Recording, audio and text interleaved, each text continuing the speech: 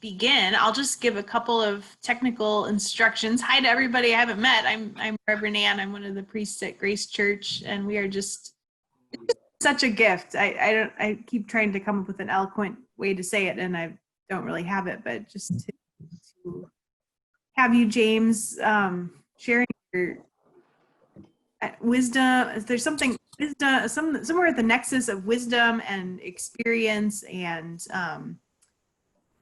fullness and truth. Somewhere with all those things mixed together, there's a word that just embodies what you've been bringing to us in this time that I'm just really grateful for. So thank you. And just a couple technical notes. If you're unfamiliar with Zoom, kind of down in the bottom left corner, if you're on your phone, you can kind of hit the screen and you can see a microphone symbol. That's how you mute. And probably for the beginning, you'll want to just be muted. I might mute you as well if you accidentally unmute yourself and have background noise or something like that. And that's how you start and stop your video as well, if you want to be seen or not be seen. And there's also a chat feature, which I'm not sure what you have planned, Diane and James, but if you want to take questions in the chat, that is something that exists also kind of at the bottom of your screen. And then also, if you want, right now, probably your screen looks like, the grid and you can see everyone's face. If you want to just have the person who's speaking right at the moment be big, at the top right of your screen, you have the choice to switch between speaker view and gallery view. And so you can, if you want the person to be big who's speaking, you can click on speaker view there and use that. So those are my notes. Thank you so much for being here. We have a really great group. And I'm going to turn it over now to Diane LeBlanc, who is going to be our interviewer today, and James Alexander, who's going to be sharing from the wisdom of his book, Courage in the Face of Cruelty. So thank you. Thank you, Reverend Ann. Yes, thanks, Reverend Ann. And I have a housekeeping question as well. What's our time for this interview? We generally have about an hour, although we can also spill over a little bit. That's totally fine as well. If you want to spill over a little bit from 12:30 to 1, okay. Sometimes go a little long if the discussion's chugging ahead. So, but usually we go about until 12:30. Okay, all right. Well, thank you. This is actually my third time to have the honor to introduce James, and I always love doing it. I adore this man, and although our contact over the last 8 years has been sporadic, whenever we come together, either in person or in Zoom, the love is just there. So I want to add my thanks to you, James, for your prayer, for your prayers and your sermon this morning, and it's a good reminder of who we are and whose we are. Mm. So just a brief background on James, who when I first met him was going by Alex, and we first met in 2012 when I was the medical director for the chemical dependency program at St. Helena Hospital, and he came on board as one of the counselors for the patients in the inpatient program, and immediately impressed me as just a gentle spirit, and at that point did not really share very much about his incarceration experience. And so I really have learned about that in greater detail since the writing of his book, and have learned so much about him since then. Just an elegant and unassuming man who has reached so many pinnacles in his life, and in fact was presented to the Dalai Lama in 2014 as an unsung hero of compassion. He has, that's how he has lived his life. We know that he has been a participant inside and outside of San Quentin as a part of Kairos, and is humble about that experience as well. He has worked for, and I guess, James, are you still working for Sonoma County Department of Health Services? Yes, yes, I am. We're actually working with the homeless population at the non-congregate sites that's been set up. So I've actually been working with the homeless population for the last 2 years now. Okay, all right. And I think the sweetest thing about James is how he describes his lovely wife, Constancia. Yeah. And he's a relative newlywed compared to some of us, but speaks of her so lovingly and so tenderly, and that's also the measure of a man, and I honor that. So let's launch into this, and of course James loves talking about his book, Yeah. and his experience, and I don't know if you can see the book. And James, the book is available where? Actually on Amazon, but some of my friends say they don't shop on Amazon, so I can deliver a signed copy. All right. Okay. Yeah. Well, let's just launch right in. James, why don't you just start by giving us in a nutshell what your book is about. I think the title speaks volumes. Courage in the Face of Cruelty: My 28-year journey through the California prison system. It says a lot, but tell us just in a nutshell what your book is about. Thank you, Diane, and always thank you so much for your kind words always, and your willingness to just jump right in and just make yourself available for me. I really appreciate you so much, you and Whitney. So thank you, Diane, really. And thanks for that first job. I tell you what, it really goes a long way. So the book, yes, it's about my journey, but it's also about relationships. It's about getting to know people inside and out, really. And when I say inside and out, I mean inside the prison system and outside the prison system. It's amazing how many people have affected my life in such a positive way on this journey. And many of the people here are on the screen. I see the faces, and just know that I am so grateful for your love and support.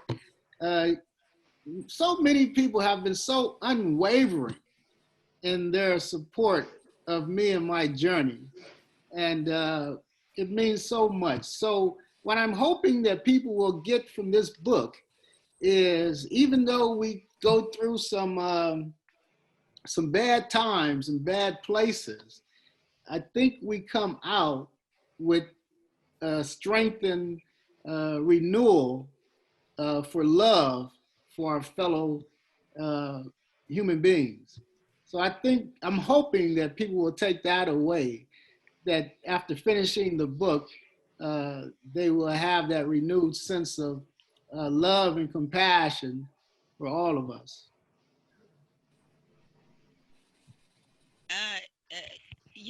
One of the questions I wanted to ask you at some point was going to be, what is the greatest takeaway that you want us to have from your book? The book is painful and joyous all at the same time, and I think beyond the comprehension of many of us to imagine incarceration, confinement, isolation. Um, uh, and so you want us to take away what?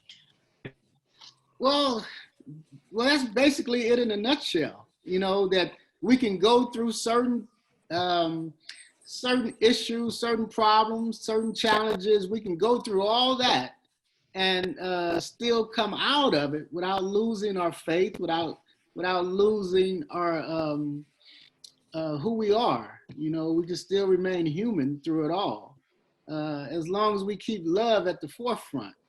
I was, like I said, I was so blessed to have people, excuse me, people that actually came into my life and uh, showed me how worthy I was of love during the time where I didn't think I was worthy.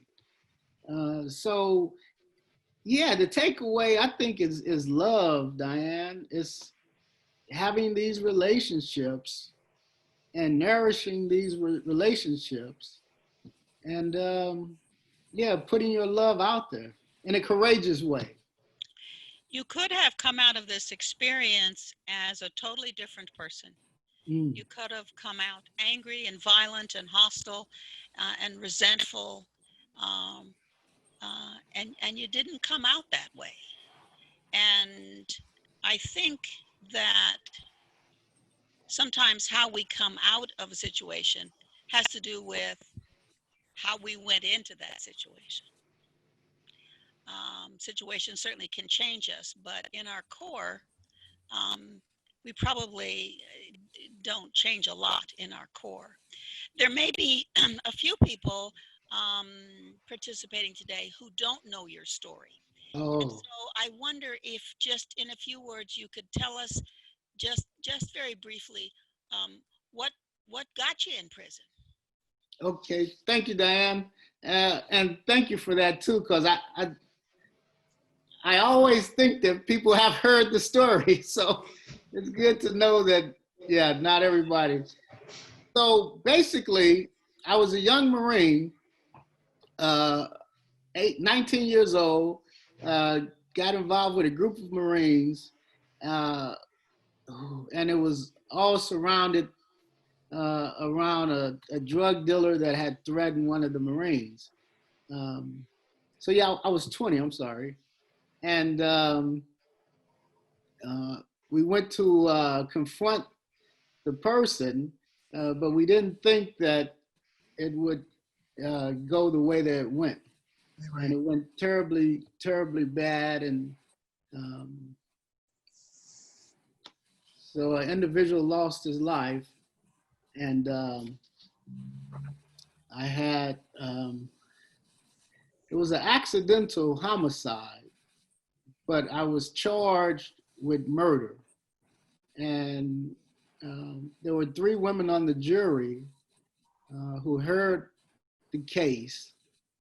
And the 3 women on the jury decided that they could not convict me of the crime of murder. And even though there was a lot of pressure applied during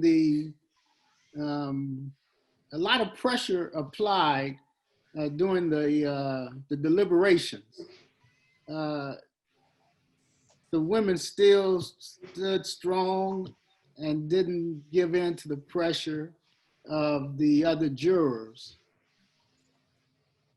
And so it turned out to be a hung jury. So we went to a second trial, and my commanders, they still came and testified on my behalf. But this time, there wasn't 3 women on the jury. There were 11 people. I mean, 11 guys and one lady. And but still, they did not convict me of the first-degree murder, which could have meant the death penalty. I was convicted of second-degree murder. And so I spent the next 28 years in more than 11 different prisons over the course of that time. And I met a lot of wonderful people coming in to the prisons, really sharing their light with us. And so that's my story in a nutshell. Okay. A lot more detail in the book, but Yes, if you haven't, you have to read the book. You have to read the book. Let me ask you, and I've in all my conversations with you, I don't think I've ever asked this question, and that is, what made you decide to write a book? oh, that's a great question. I don't know if I talk about it in the book, but one of the parole hearing commissioners, he was known as a very tough guy, and he actually, when he found me suitable for release, he actually got up from the other side of the table and came over to the table and shook my hand. And he says, Mr. Alexander, you will be an ambassador for people in prison. And that kind of stuck with me. And so I thought about that. When I got out of prison, I was actually paroled to St. Helena, California. And for 5 years, I couldn't go outside of a 50-mile radius because I was on parole. So I had to stay within the 50-mile radius. So you couldn't really ask for a better place to be trapped for 50 miles than St. Helena. And so, we had Santa Rosa and all the surrounding areas. So that was not as bad as the parole board probably imagined. So in 2016, I was released off parole.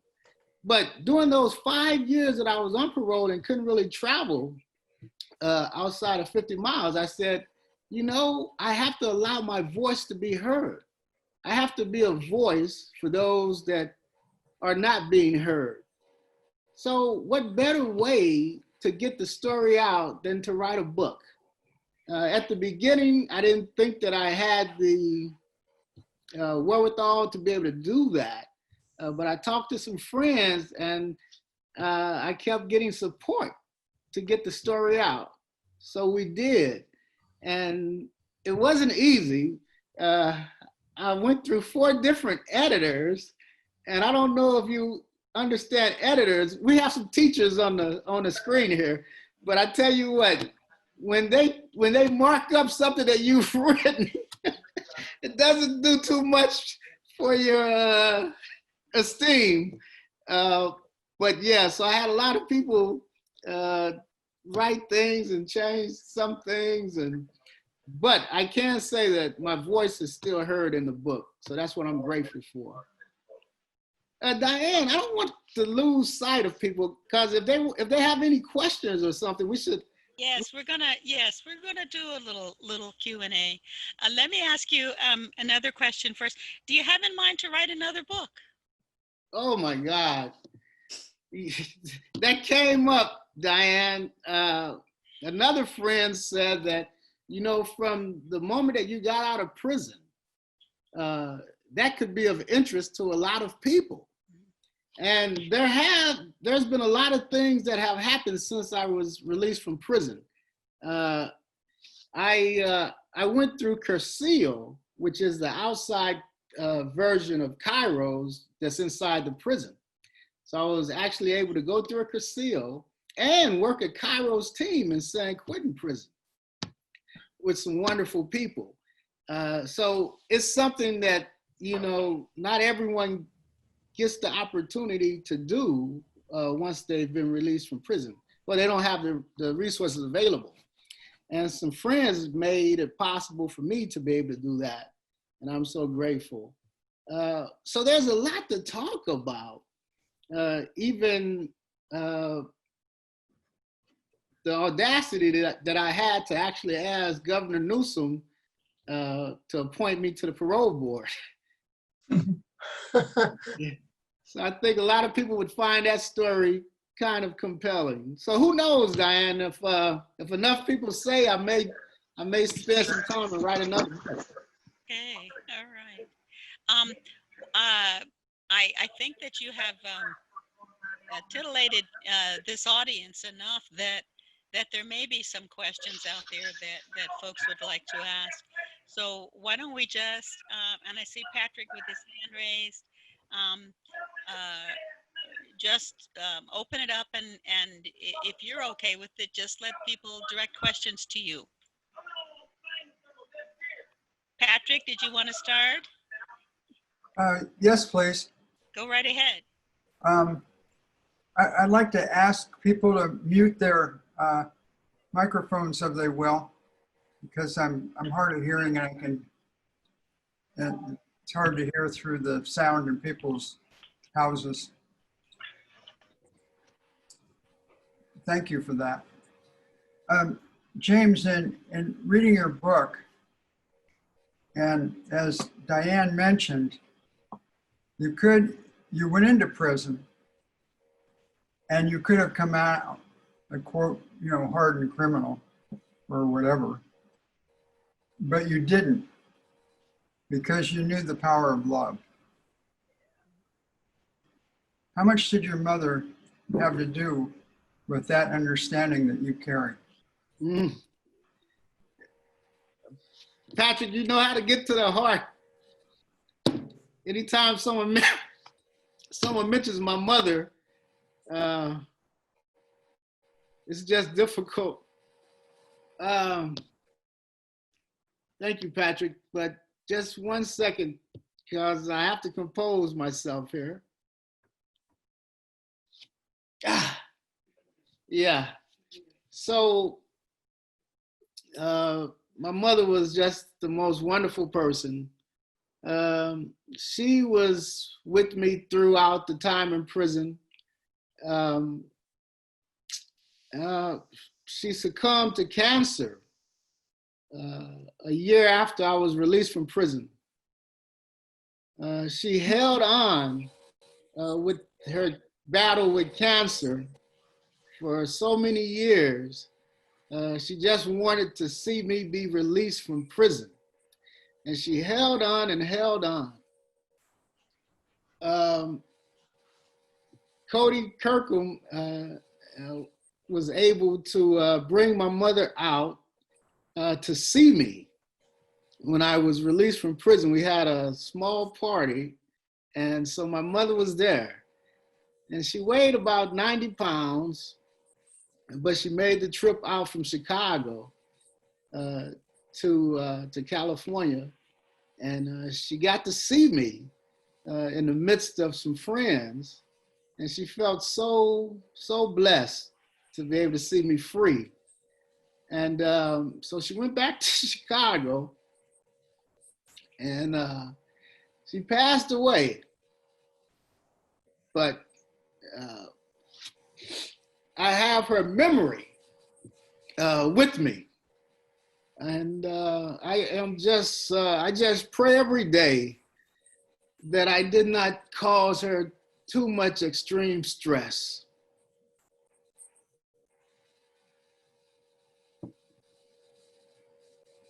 Another question when you're ready.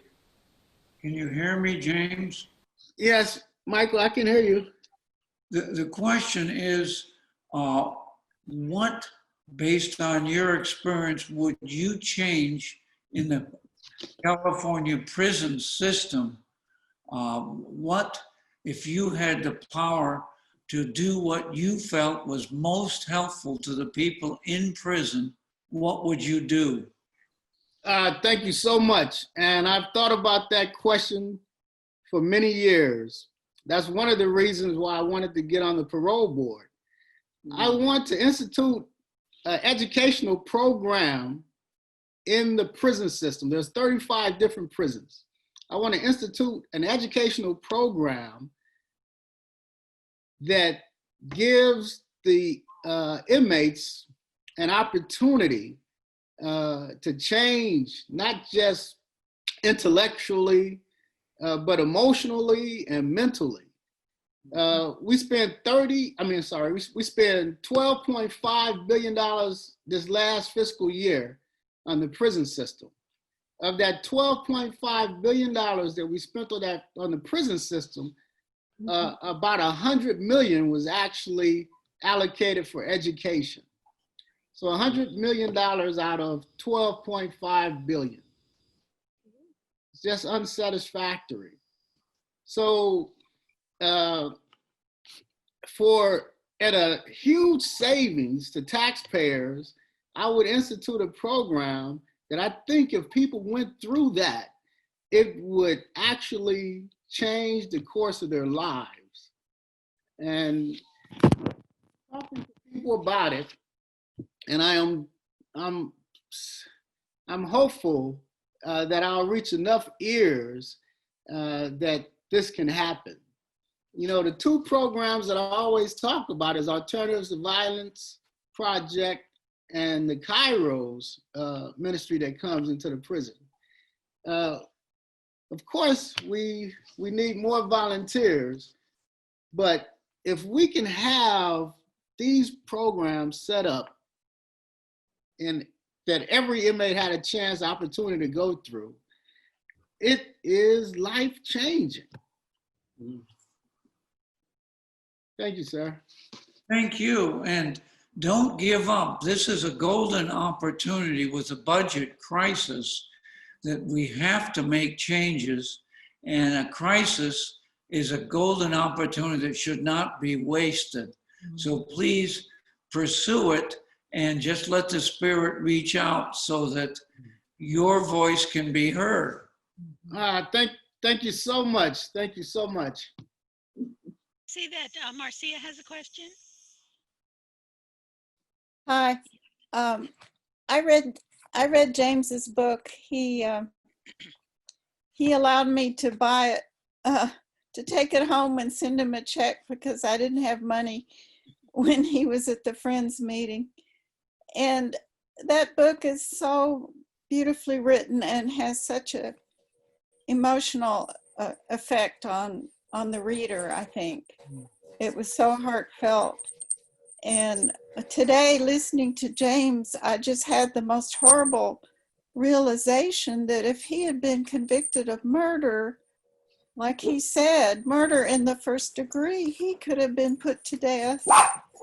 And it's only recently that I moved to California, and I didn't know that much about California. But I heard about a man who had been on death row who died from the coronavirus. And for the first time, I realized California still has all these men on death row, maybe women too. 770 some number of people on death row in California. And I tell you, I was just shocked. I had no idea California, which is supposed to be such a liberal state, still has these people on death row. And, you know, I've been reading recently that 12 hours. Public defenders are saying, you know, they're not going to convict anymore, or they're not going to ask for the death penalty. But how can we get these people off death row? And what is it going to take? I just think it is so incredible to imagine that James could have been put to death and we would have missed this learning experience that just is like a stone in the water, just with ripple effect, that's going to change so many people just from him being here with us and reading his book and his ambassadorship. I mean, where would we be if he had been put to death? It is just so incredible to me that that penalty is still on the books. I just pray that we can stop this and end this forever. And I wonder if James has a comment on this and what needs to be done to get that off the books. Well, thank you so much for your voice, Marcia. And it starts with voices like yours to reach human beings and to speak about the inhumanity of the death penalty. So, Marcia, you giving your voice to this is heartfelt. Thank you. You know, I actually was an inmate X-ray technician at San Quentin prison for 5 years, and I X-rayed almost every human being on death row. And when they used to come to the X-ray department, they felt, at least I would like to think that they felt a connection to another human being. And I treated them all with respect, everyone. And my X-ray supervisor, who was a free staff, used to say that we've never had these many people come through for X-rays from death row. What are you giving out candy or something?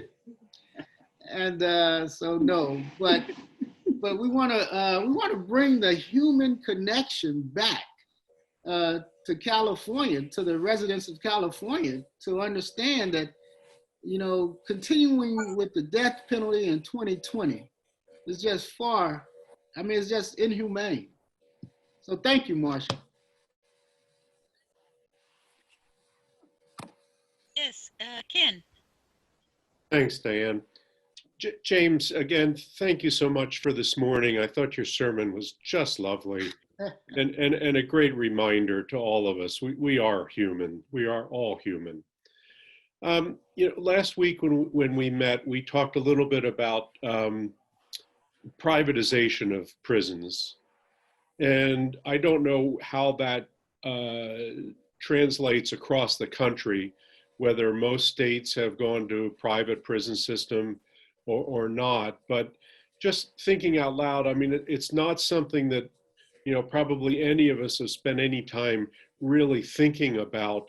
But should we, as voters, as, you know, citizens, as humans, be advocating, you know, if we're going to have a prison system, which I'm not going to get into that debate at this juncture, but should we be advocating for republicization of prisons, bringing them back under a state control versus being under, you know, a private, you know, for-profit system? Yeah, you're totally right, Ken.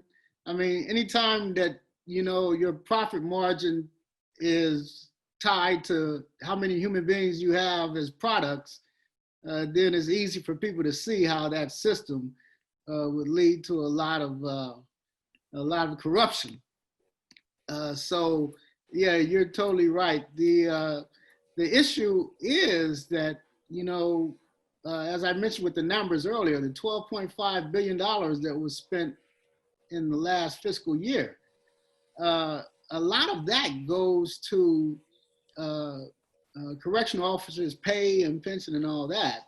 So we have to figure out a way, as Michael mentioned earlier, we have to figure out a way with less of a budget to have more done.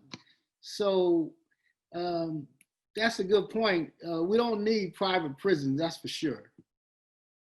Have many states gone to a private prison system? Do you know offhand? Prior to President Obama's last term, but I think there was a shift away from private prisons during his last term.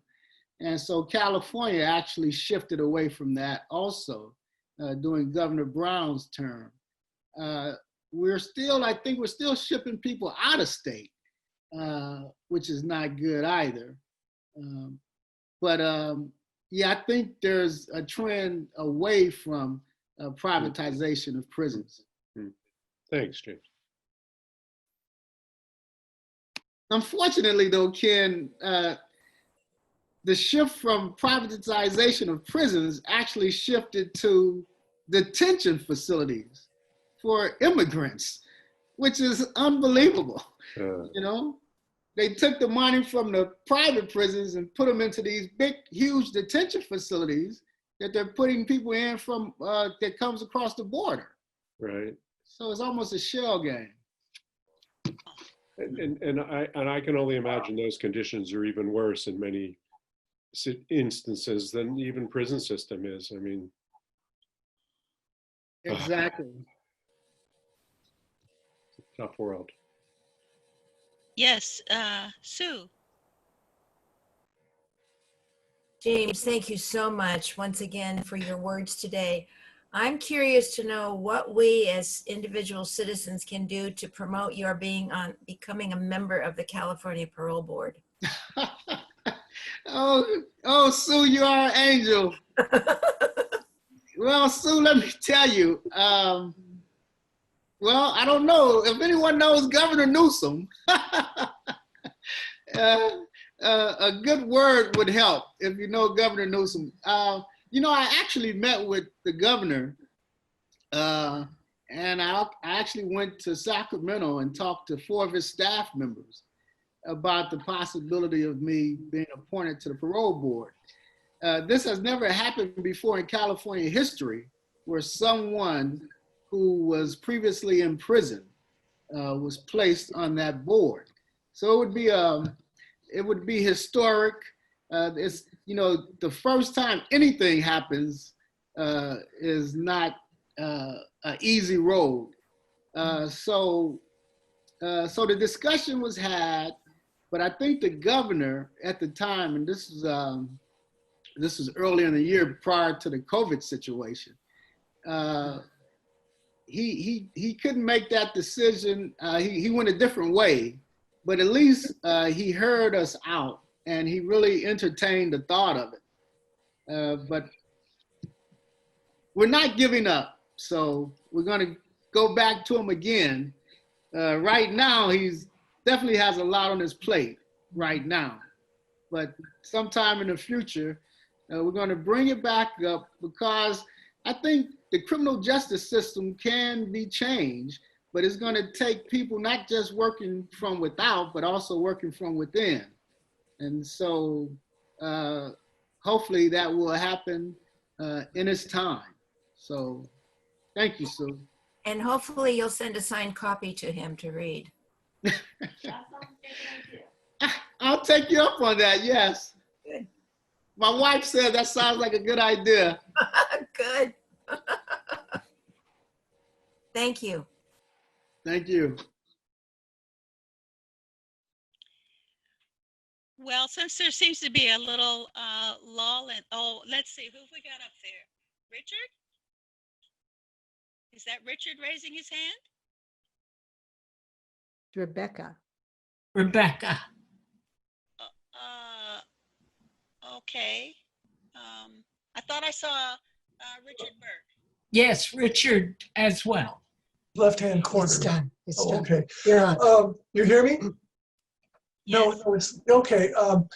I wonder if you could go into a little more detail. I don't really have a good grasp of the issue of private as opposed to public prisons.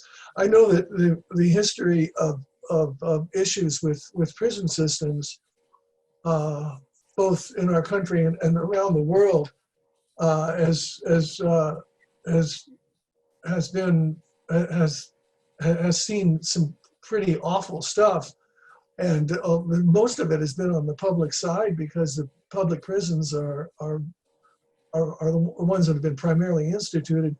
I was wondering if you could give me a little more detail about the issues involved, and to why it is important to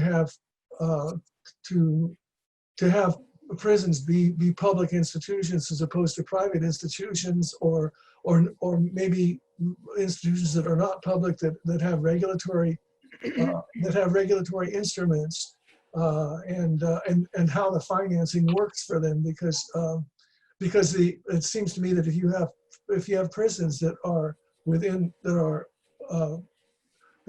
public institutions, they're basically going to reflect the values of the culture of the government that has the prisons. So I'm just curious. It seems like a big blank in my mind about the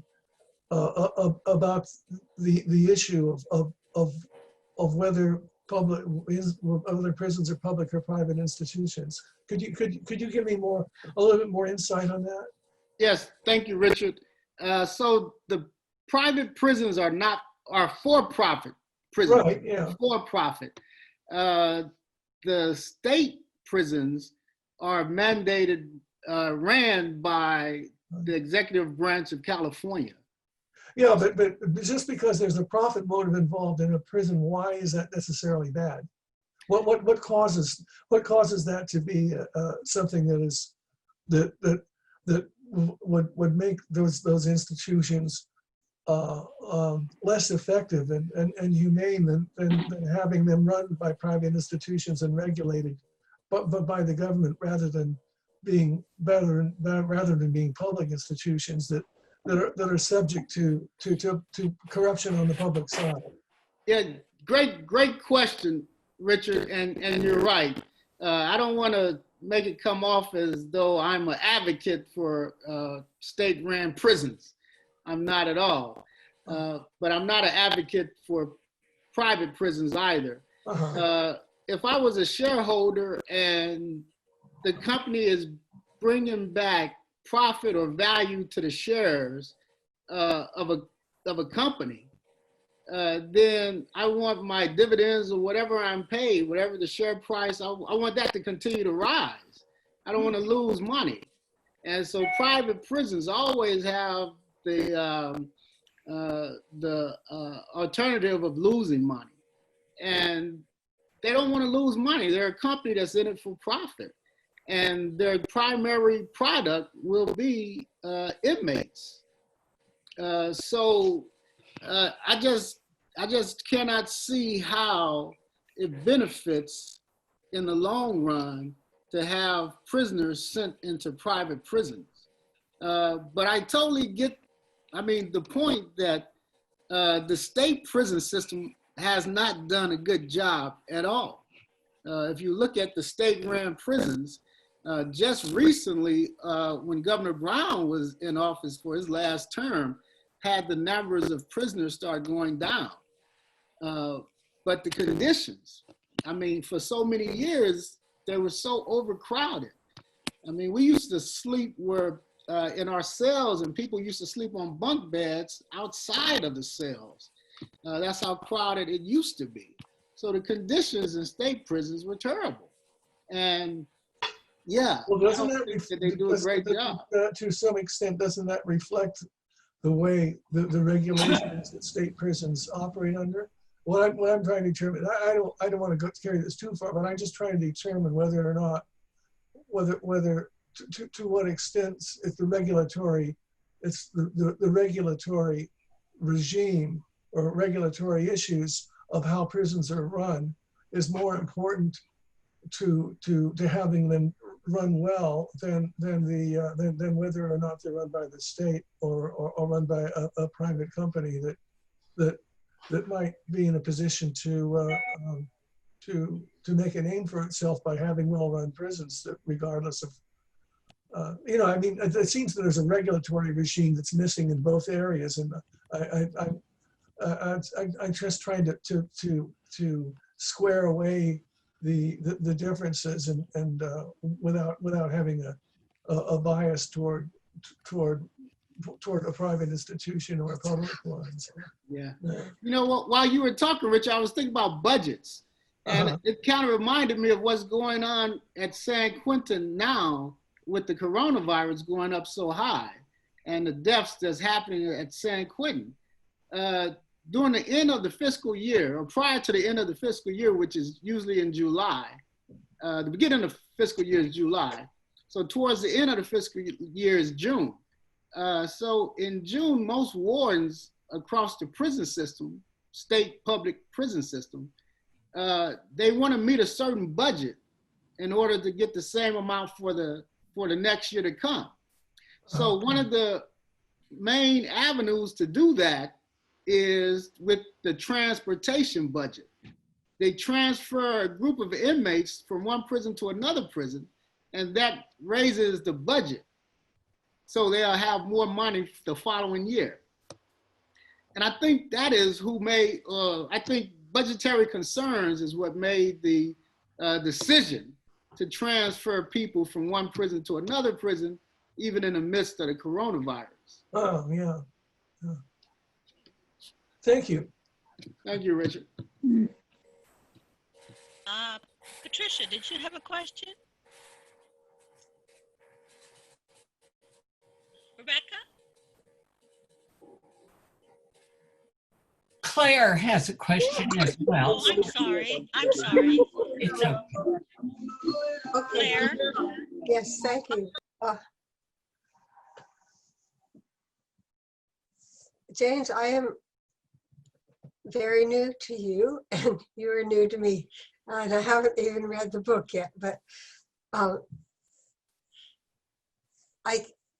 understand you were a prisoner for over 20 years. Mm. And you are infused with love and a can-do positive attitude. How could you be in isolation, and how could you maintain this over 20 years, and or did you develop this gradually? Well, thank you, Claire. I tell you, for the first 13 years of my incarceration, and 13 years of incarceration is a long time in and of itself, so I don't want to minimize that, but for the first 13 years of my incarceration, I wasn't too optimistic or too positive because I never knew when I would get out of prison, if I would be released from prison. So I was not.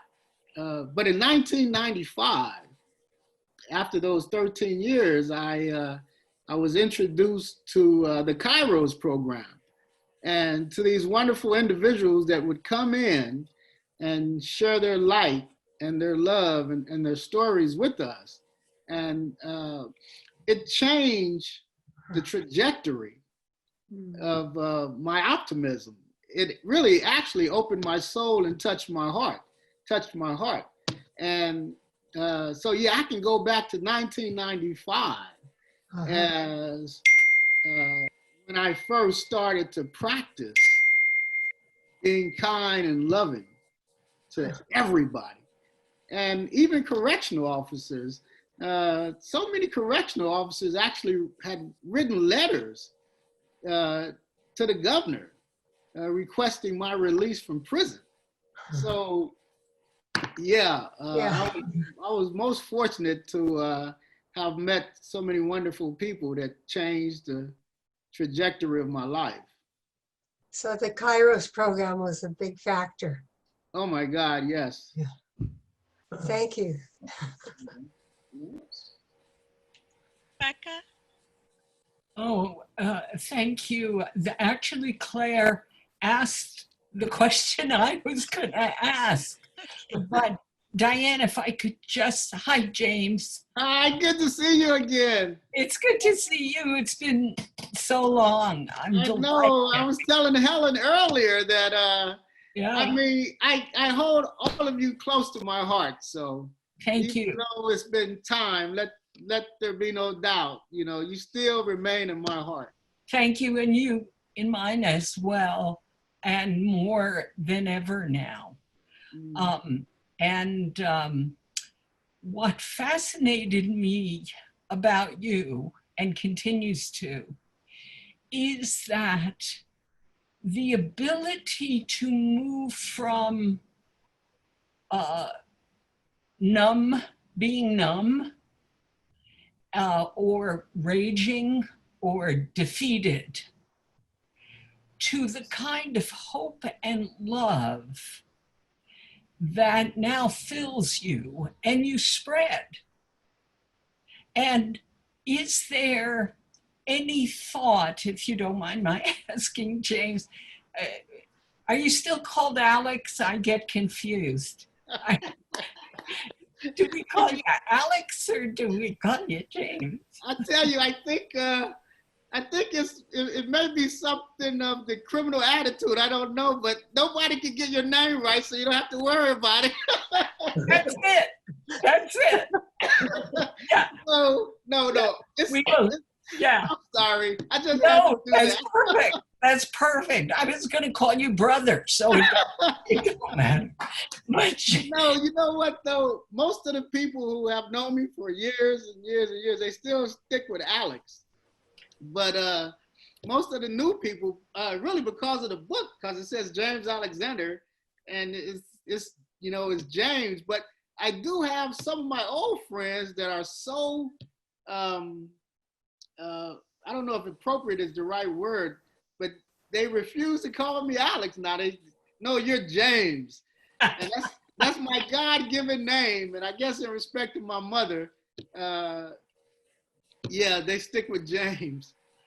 And James, do you have a practice that allows you, or a process that allows you to renew a loving attitude? This is a hard world. Nobody needs to tell you that.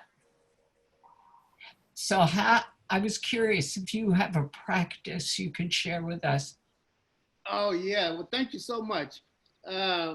First, I try to start off my day when I wake up, giving thanks for another day of this life, to really, be present in this life.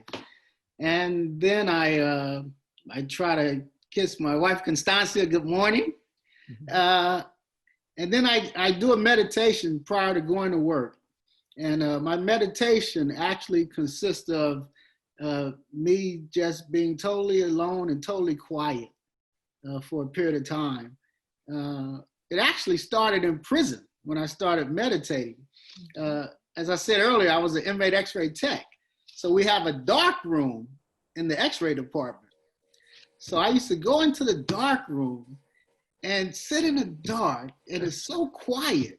And I just meditate.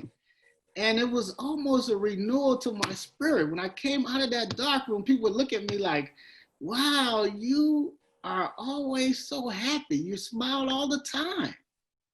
And I think we need to get in touch with that spirit inside of us. We miss that a lot by falling victim to so much negativity. But I think it's so necessary to have a practice of meditation. Thank you. Thank you, James. Beautiful. Thank you. Bless you. I'm going to take a little prerogative here. Let's see. Who is that? Jennifer? Oh, John. John? Is that John? We're trying to get connected here. Unmuted. Now we're unmuted. Okay, go ahead. Go ahead. John is helping us with a water project and sanitation project in Zimbabwe, my wife's country. John and St. Helena Rotary. Well, we're hoping. Maybe I shouldn't talk too soon, John. Well, we have a big meeting coming up Tuesday morning. And I'm excited about that. And I think the others are as well. So we're going to see how that all comes together. And we're very optimistic. But I do have a question. On the cover of your book, there's a very interesting and famous gentleman. Can you tell us a little bit about your experience with him, past, present, and future?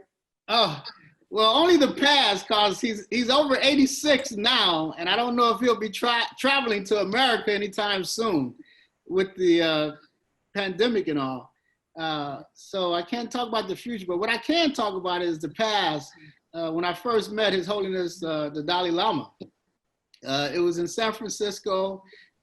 He was honoring a group of people, 50 people. I was so fortunate to be included in that list of people. Why, I don't know, but I was so fortunate to be there because I just met some outstanding individuals from around the world. And so we had lunch with him the day before. And I can remember the handlers, the people who were around him, giving us instructions about the next day of how to comport ourselves. So that whole night, the only thing I can remember is thinking that when I walk across that stage, do not trip on the Dalai Lama. Don't fall into him. And sure enough, and you couldn't touch him. They says no one is allowed to touch His Holiness, so there's no real physical contact. But when I walked across the stage, and it was in front of 500 people, plus it was being live streamed, I walked up to the Dalai Lama, and he actually embraced me. And he said, job well done, my son, well done. And it was in a very rich accent, so it was hard to believe that he was saying this to me after,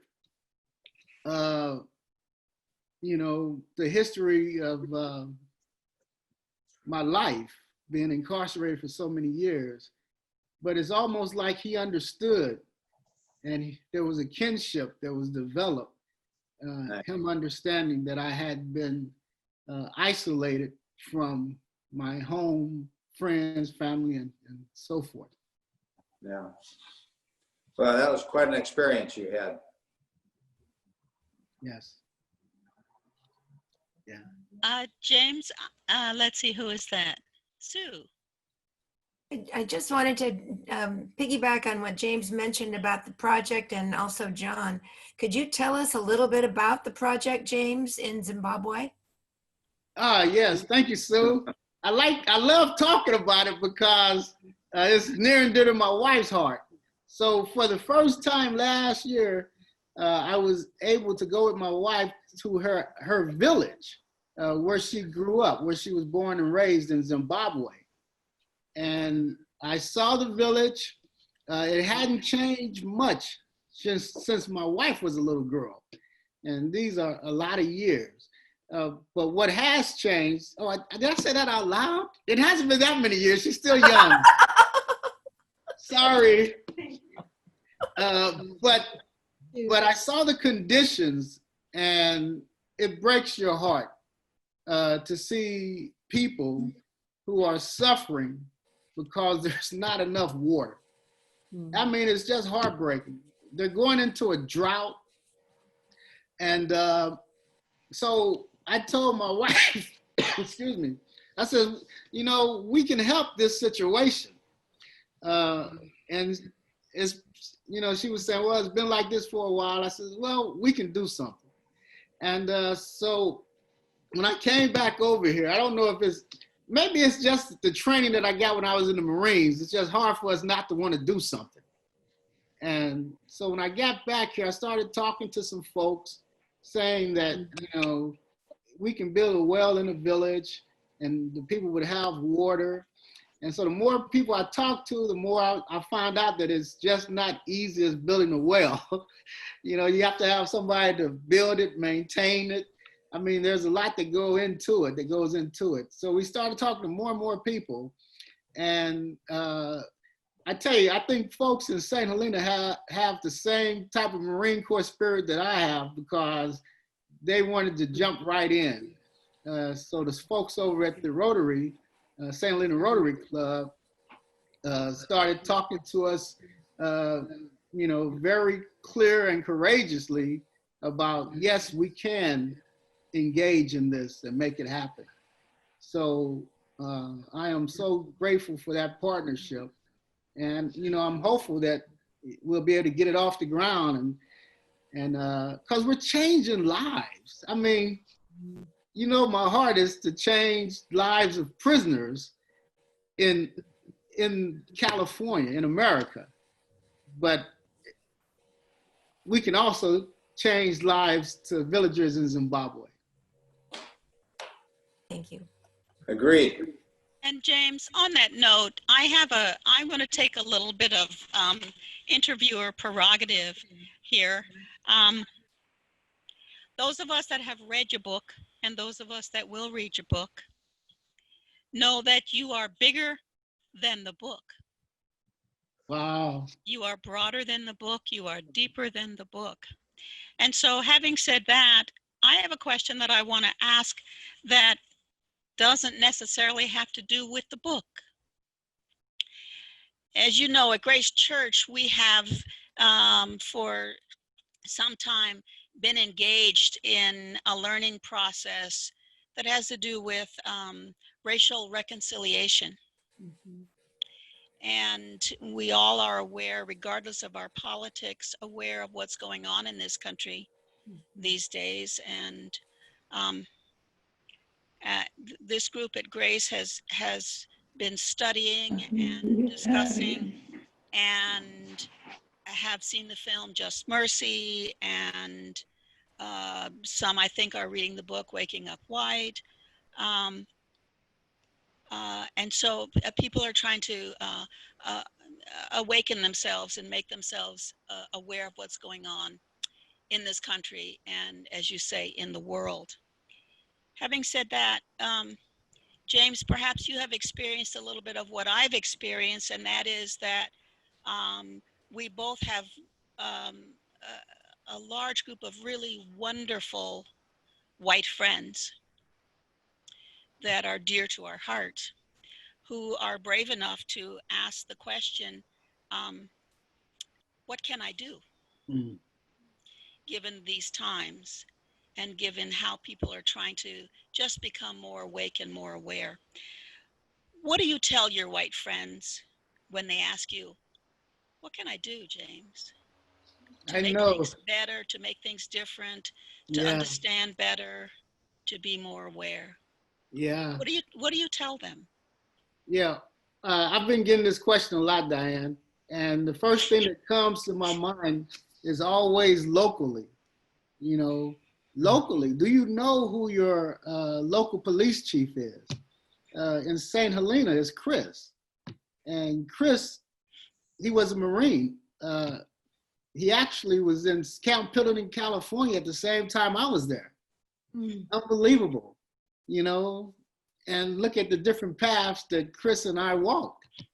But yeah, locally, getting to know your local police force, your friends, your neighbors, whatever diverse group that you may have, and having conversations.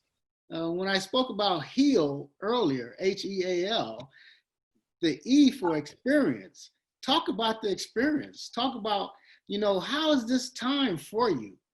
You know, just giving a voice or ear to people is beneficial also. But we have to start locally. Then after we start locally, we can branch out more to the state and to our country. But we don't want to be overwhelmed. We want to know that our surroundings, we want to know what's in our surroundings and how can we help our surroundings. So it starts locally. It starts with the family, with the neighborhood, with the community, and then you branch out. Church is a great place to have that conversation. You want to have a safe space to talk about this so people will feel courageous to speak up and their voice can be heard. So that's what I would say, Diane. I would say start locally and have the conversation. Thanks, oh, James. And vote. Please vote. Yes. Yeah.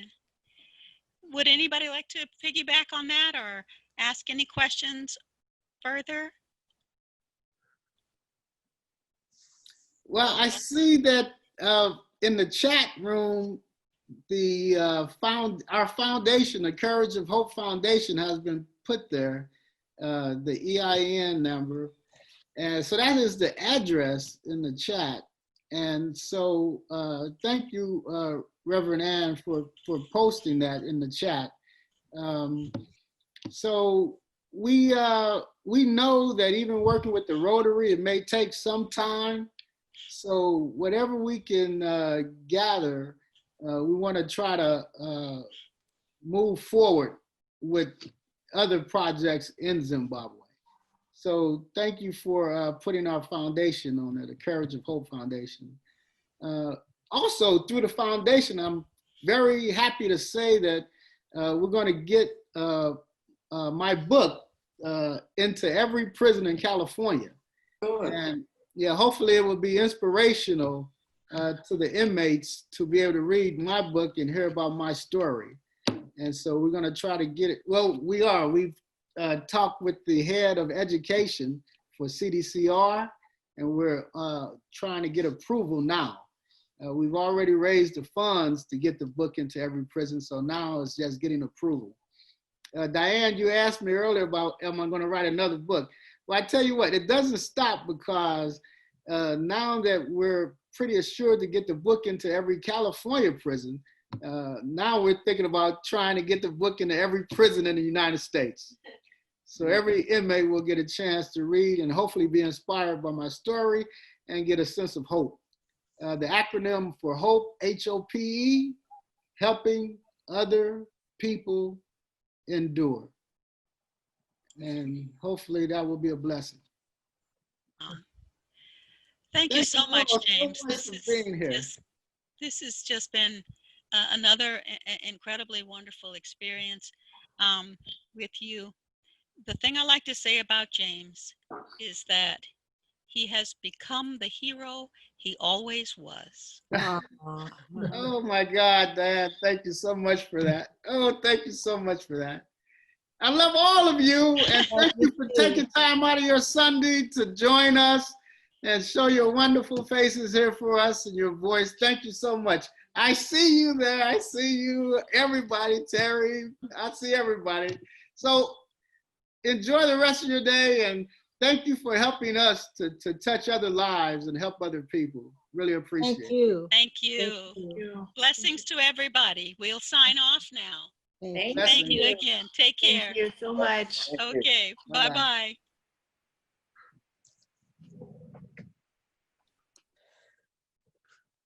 Oh, that was neat. That was really neat. Yeah. Yeah.